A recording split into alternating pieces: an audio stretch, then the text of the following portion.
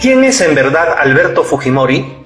Como demuestra Humberto Jara en su libro Ojo por Ojo, el japonés Alberto Fujimori llegó al gobierno en el Perú en 1990, con su movimiento político Cambio 90, a través de las elecciones generales, ayudado por los Estados Unidos mediante Vladimiro Montesinos, un Rasputín agente siniestro de la CIA.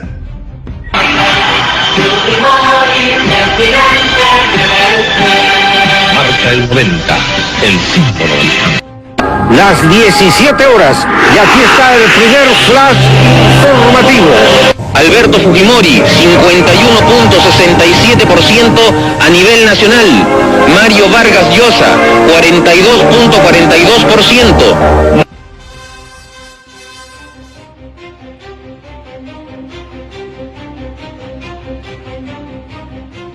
En la página 52 del libro Ojo por Ojo, Humberto Jara escribe a este respecto: hoy se sabe que en la campaña electoral del 90, la CIA acudió en sorprendente apoyo del candidato Fujimori. A Montesinos lo conocían los Estados Unidos, entendía los códigos de la comunidad de inteligencia y tenía acceso directo al súbito candidato Fujimori.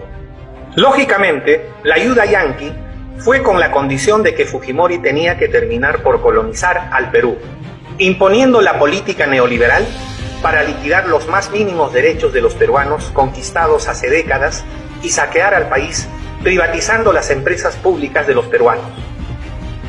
El gobierno del expresidente de Perú, Alberto Fujimori, inició en 1990, ha sido el que mejor cumplió con el recetario neoliberal impuesto por Washington, el más corrupto, según la crítica, del continente suramericano, y el gobierno con los más altos índices de atentados contra derechos humanos en ese país. Pero vamos a recordar precisamente en la siguiente historia.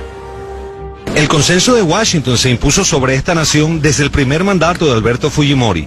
Entre 1991 y 1992 se aprobaron 923 decretos para, entre otros objetivos, impulsar la ola privatizadora y liberar los mercados en perjuicio de la clase trabajadora. Y para poner en marcha este plan imperial de los Estados Unidos, el 5 de abril de 1992 dio el golpe de Estado que lógicamente fue aplaudido por el imperio norteamericano y sus aliados en el Perú, como Kuczynski, entre otros. Disolver temporalmente el Congreso de la República. ¿Cuál es la orden, jefe? ¿Puede estar un senador? ¿No se puede? ¿Puede estar los senadores? Segundo, reorganizar totalmente el Poder Judicial. ¿Han requisado la edición? ¿Han requisado la edición, señor?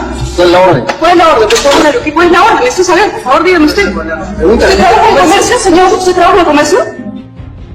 El señor Fujimori fue un gran presidente. Durante el gobierno de facto de Fujimori, apareció el Grupo Colina a cargo de Martín Rivas, un siniestro capitán del ejército peruano, frío y calculador, pero no sabíamos que este era un terrorista de derecha. En la página 217 del libro Ojo por Ojo, ante la justificación del sicario Martín Rivas respecto de la guerra no convencional o guerra sucia, Humberto Jara le responde lo siguiente: pero eso es oponer al terrorismo, el terrorismo de Estado. Es convertirse en terrorista. Y seguidamente Martín Rivas justifica cínicamente su terrorismo. Es aplicar la guerra de baja intensidad. El terrorismo es uno de los más vivos y claros ejemplos, dice Martín Rivas, del empleo del miedo como método, aprovechar cuanto hay de blando en una sociedad para imponer acciones brutales, crueles, salvajes. Los asesinatos de personas inermes en Barrios Altos, La Cantuta y en la cárcel de Canto Grande demuestran el terrorismo más cruel y salvaje del sicario y terrorista Martín Rivas. En 10 minutos, con disparos opagados por el uso de silenciadores, 11 hombres, 3 mujeres y un niño de 9 años fueron acribillados. Además de los proyectiles incrustados en sus cuerpos, se hallaron 111 casquillos como muestra de la violencia que se usó en ese ataque. Los autores dejaron los cuerpos tendidos en el piso y se marcharon a bordo de 2 camionetas haciendo sonar sus circulinas.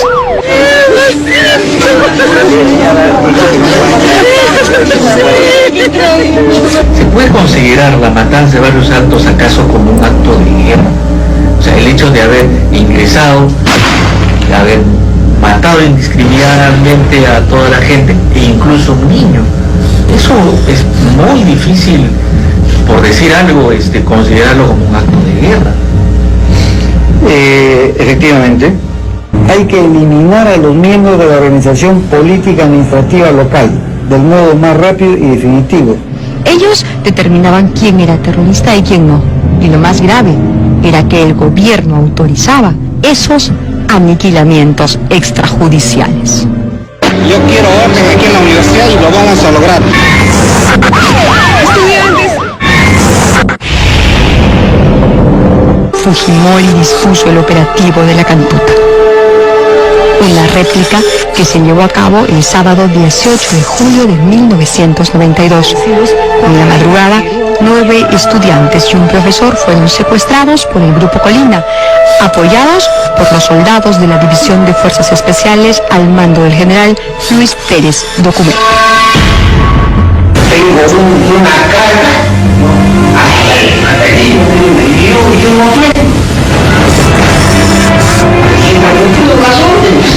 Hay que eliminar a los miembros de la organización política administrativa local del modo más rápido y definitivo.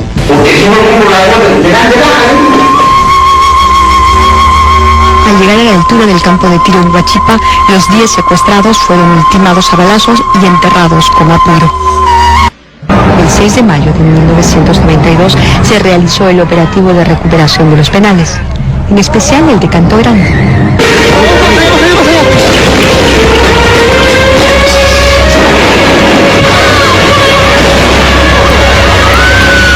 Sin exagerar, podemos decir que se escucharon más de un centenar de explosiones. Mientras el operativo se desarrollaba, miembros del Grupo Colina ingresaron clandestinamente al pabellón 4B y ejecutaron a 13. En la planificación de ese operativo se estableció un acto final, propio de una guerra no convencional. Una vez terminado todo, Fujimori tenía que aparecer para dar el mensaje al enemigo. Ya empecé a luchar, acabé con tu luminosa trinchera de combate. Estas son las imágenes. Fallecidos, 22 varones, 6 mujeres, 28 en total. Es explosivo. Son mensajes militares que se dan en una guerra de baja intensidad. Hace buenos años solo sabíamos de Fujimori que este era un dictador y que no sabía nada del grupo terrorista Colina, ni que lo dirigía, ni que daba órdenes para aniquilar seres humanos.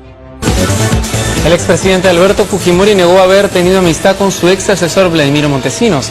También aseguró que no sabía nada de las matanzas de la Cantuta y Barrios Altos, ni de la existencia del grupo Colina. No, nunca, jamás. Hasta que en una entrevista con el periodista Humberto Jara, el delincuente terrorista Martín Rivas, cabecilla del grupo Colina, delató a Fujimori de ser también un vulgar delincuente terrorista de derecha. En esa entrevista, Humberto Jara le pregunta al terrorista de derecha, Martín Rivas, lo siguiente: ¿se podría decir que los militares decidieron aplicar la guerra sucia? De hecho, Fujimori sostiene que él no dio ninguna orden. Y Martín Rivas le responde: no señor, se requiere de la orden presidencial, porque una guerra clandestina tiene un costo político y el gobernante debe estar dispuesto a asumirlo con tal de ganar la guerra contra el terrorismo. Si los militares actuásemos por nuestra cuenta, apenas se presentan los reclamos por actos de esa guerra clandestina, el presidente de la República ordenaría nuestra baja y encarcelamiento.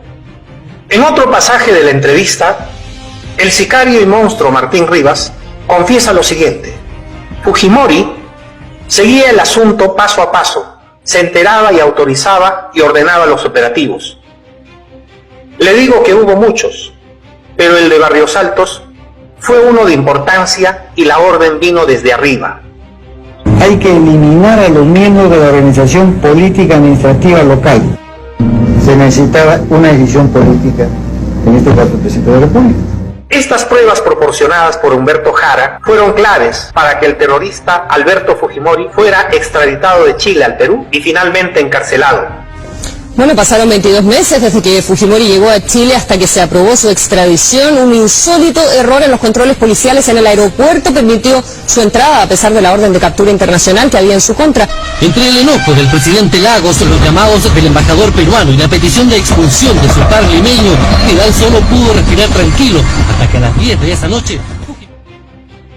De manera que el gobierno títere de Fujimori había puesto en marcha asimismo una política terrorista de Estados Unidos, denominada guerra no convencional, llamada también guerra clandestina, combate de baja intensidad o guerra sucia, que constituía el manual terrorista de los Estados Unidos, la fábrica del terrorismo internacional, bajo el pretexto de combatir al grupo subversivo Sendero Luminoso.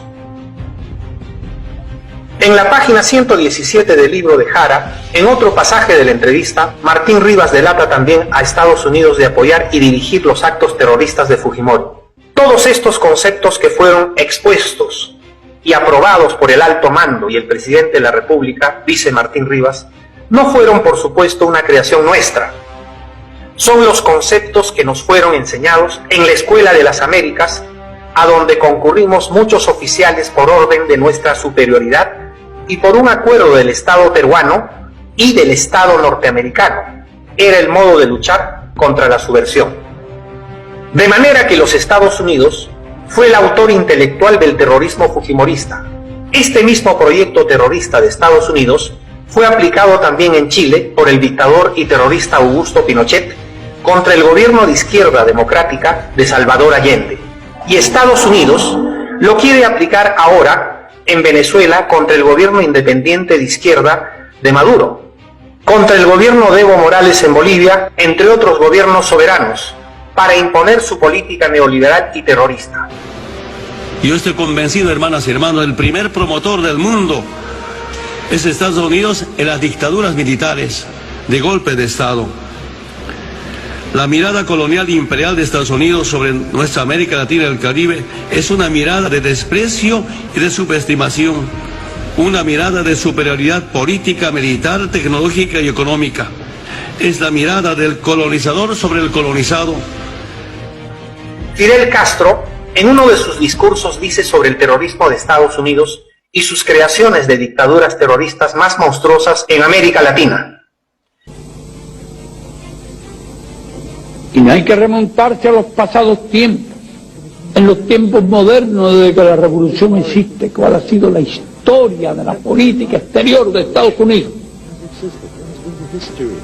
Ese campeón de las libertades, ese campeón de los derechos humanos.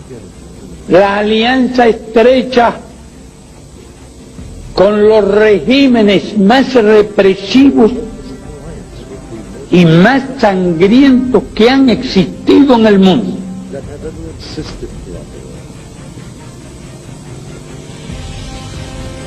¿Quién puede olvidar lo que ha ocurrido en Guatemala desde la época del gobierno de Arbenz en los años 50?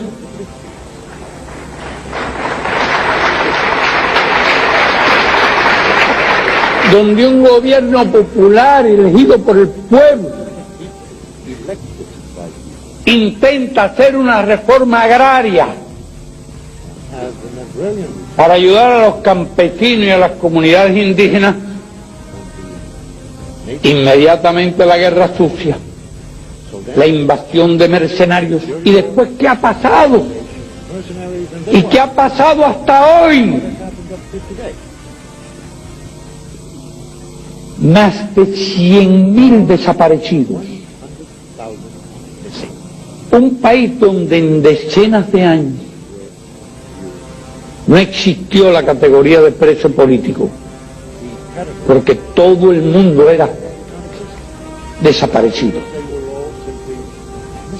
Hasta hoy, ¿quién suministró ese gobierno? ¿Quién suministró? ¿Quién lo entrenó? ¿Quién lo preparó? El campeón de la libertad, el campeón de los derechos humanos.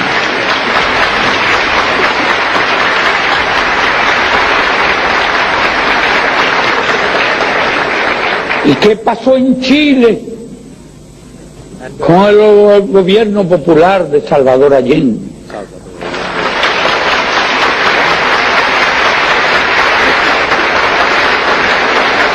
Contra él conspiraron.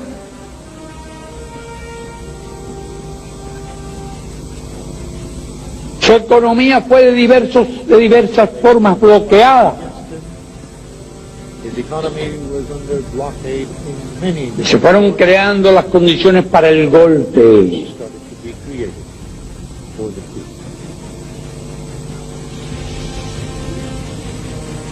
Que trajo al país miles y miles de desaparecidos y de asesinados.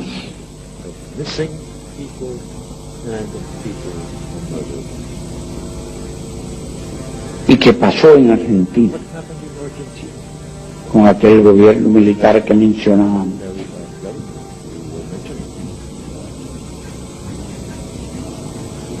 Se dice que como mínimo 15.000 desaparecidos.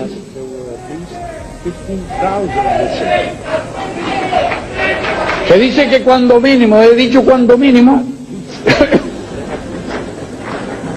yo no quiero que parezca que estoy exagerando. Y se afirma que fueron 30.000. Y que aquí algunos dicen que más. Pero consideremos esa cifra señalada como mínimo.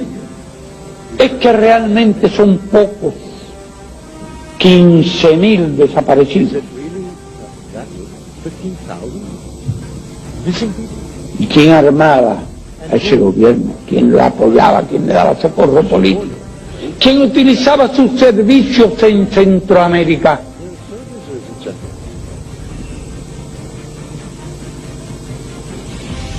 Los campeones de la libertad, los campeones de los derechos humanos. El terrorismo yanqui más salvaje y sus huestes fascistas más terroristas como Pinochet en Chile, Fujimori en Perú, Videla en Argentina y Uribe en Colombia están desenmascarados. ¿Qué revolución fue más generosa? ¿Qué revolución respetó más al hombre? Y no ya como revolución victoriosa en el poder, sino desde nuestra propia guerra, desde nuestra propia lucha revolucionaria que estableció principios inviolables. Pero que lo que nos hizo revolucionarios fue la repulsa a la injusticia, la repulsa al crimen, la repulsa a las torturas. Y nuestra guerra que que duró 25 meses y fue intensa, donde capturamos miles de prisioneros.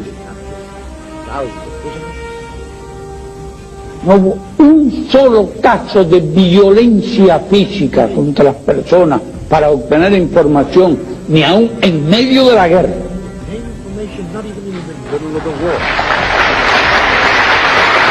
No hubo un solo caso de asesinato de un prisionero.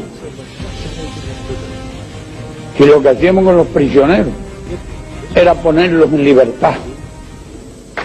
Lo único que le quitábamos las armas, que eran lo único que nos interesaba, y teníamos que tratarlo con todas las consideraciones que merecían aquellos suministradores de armas. En el caso de Cuba no se ha dado una sola excepción.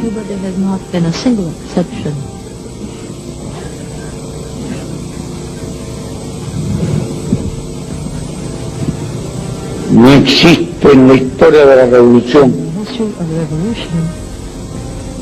un solo caso de torturado, así con esas palabras, un solo caso de asesinato político, un solo caso de desaparecido. No existen en nuestro país los llamados escuadrones de la muerte que proliferan como hongos. en muchos países de este hemisferio